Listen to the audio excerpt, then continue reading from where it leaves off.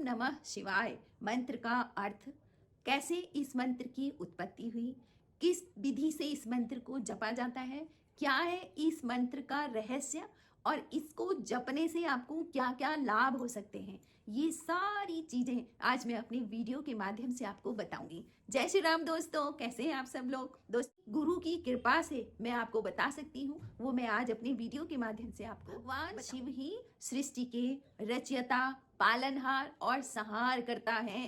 दोस्तों, यदि हमको पृथ्वी में रहना है तो हम शिव के अधीन हैं, यानी कि पृथ्वी तत्व शिव जी को दिखाता है।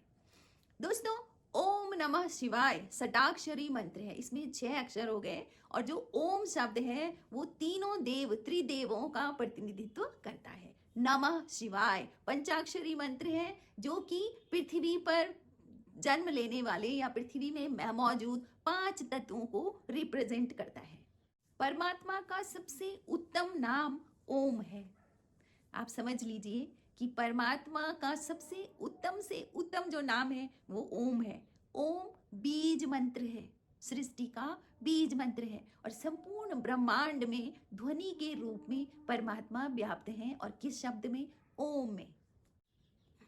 दोस्तों, अगली बात, कहते हैं शास्त्रों में इसके बारे में बताया गया है कि ओम नमः शिवाय मंत्र से ही 7 करोड़ मंत्रों की उत्पत्ति हुई है। तो सबसे प्राचीनतम, सबसे पुराना, जब से शिव आए तब से ओम नमः शिवाय मंत्र है। तो आप ये समझ लीजिए कि ओम नमः शिवाय मंत्र कितना महत्वपूर्ण है। और अगर मैं अपनी बात बताऊं तो मैंने ओम नमः शिवाय मंत्र से जपने से और 1 लोटा जल शिव जी को अर्पित करने से क्या कुछ नहीं पाया है।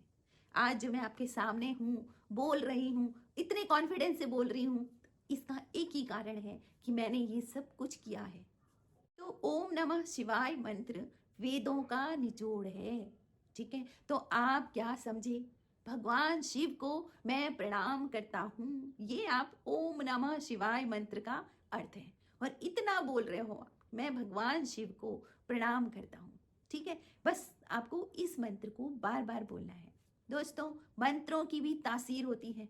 एक होते हैं जो गर्म होते हैं, उष्ण होते हैं, ठीक है, जिनको जपने से बहुत ज़्यादा गर्मी उत्पन्न होती है। और एक होते हैं जो शीतल होते हैं, जो कि हम अच्छे से उनको जप भी सकते हैं और उनकी ऊर्जा को हम आत्मसात भी कर सकते हैं। यानी कि वो ऊर्जा अगर हमारे पास आएगी तो हमें दिक्कत नहीं होगी उसको अपने भीतर रखने में, ठीक है। तो इसी तरह से ओम नमः शिवाय मंत्र की जो ऊर्जा है वो बहुत शीतल है। आप अगर इस मंत्र का बहुत ज्यादा जाप भी कर लोगे तो भी आपका शरीर इस मंत्र की ऊर्जा को एक्सेप्ट कर लेगा, दिक्कत नहीं आएगी। तो इसलिए ओम नमः शिवाय मंत्र शीतल प्रकृति का है, तो इसको जपने से आपको बिल्कुल घबराना नहीं है।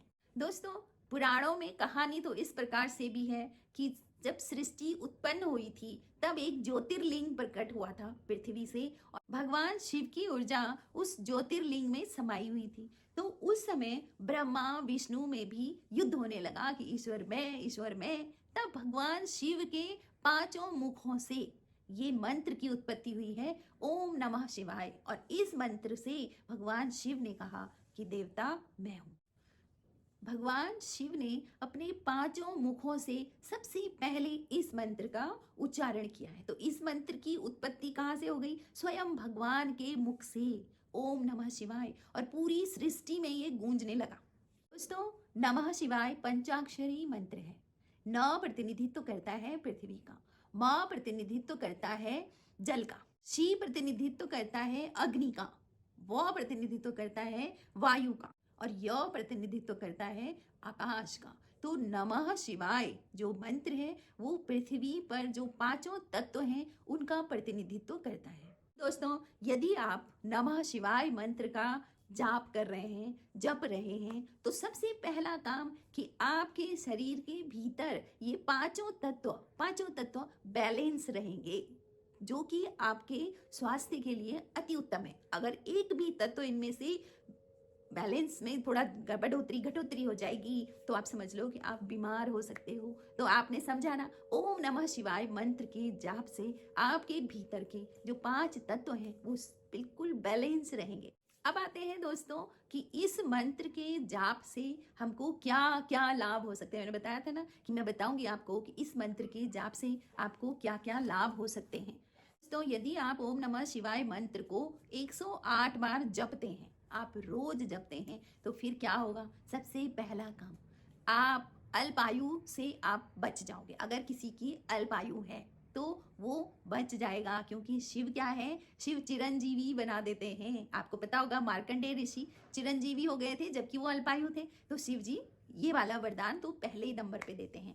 नंबर 2, काम वासना से आपको मुक्ति हो जाएगी। काम वासना पर आपका नियंत्रण हो जाएगा। क्यों, शिव जहाँ है वहाँ काम तो टिक ही नहीं सकता है। क्यों, आपको पता होगा ना, शिव जी ने जब माता पार्वती जी से शादी की थी तो शादी से पहले उन्होंने एक काम किया था। क्या किया था, कामदेव को भस्म कर दिया था।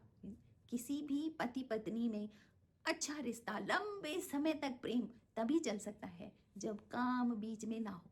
क्यों, क्योंकि काम क्या है, कभी ज्यादा है कभी कम है, आप उसके हिसाब से हो। जैसे जैसे समय बढ़ता जाएगा आप उससे भी आपको निजात मिलती रहेगी, और फिर क्या होगा, वो जो प्रेम है ना वो खत्म होता रहेगा। तो उस पर काम पर आधारित प्रेम ना हो। तो ये कौन कृपा करते हैं ना, भगवान शिव करते हैं। वरना आप तो बंधे हो, आप तो कर्मों से बंधे हो, आप कुछ कर ही नहीं सकते हो।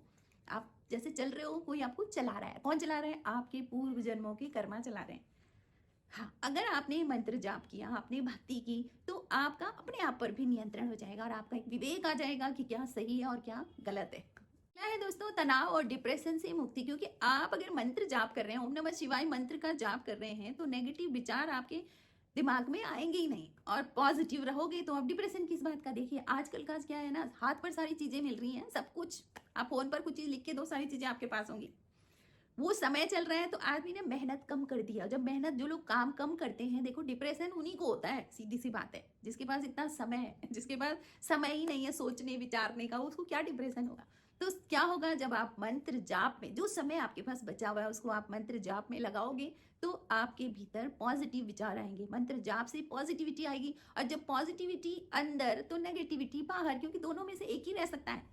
ठीक है, तो जैसे जैसे पॉजिटिविटी अंदर आएगी तो नेगेटिविटी को बाहर निकलना पड़ेगा। तो आपका तनाव, आपका डिप्रेशन सब खत्म हो जाएगा।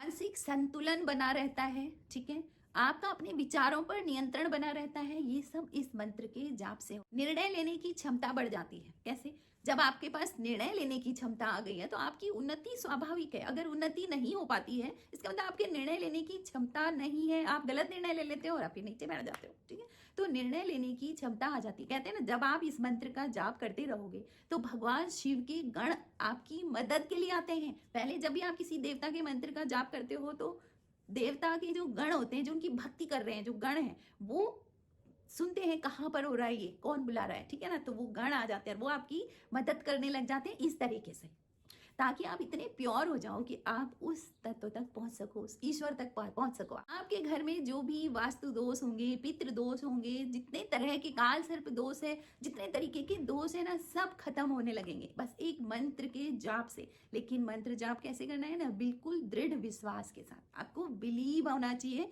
कि मैं जो मंत्र का जाप कर रहा हूँ वो ईश्वर मेरी मदद करेंगे। बस जो भी साधक होंगे उनके भीतर परमात्मा की ऊर्जा बढ़ जाती है। ठीक है, तो जब उनकी ऊर्जा बढ़ गई तो समझ लो आप कहीं फेल होने वाले नहीं हो। क्योंकि दोस्तों, ज्ञान ही मुक्ति का साधन है। आपको मुक्ति कोई ऐसे नहीं उठा के पटक ले जा लेगा कहीं ना।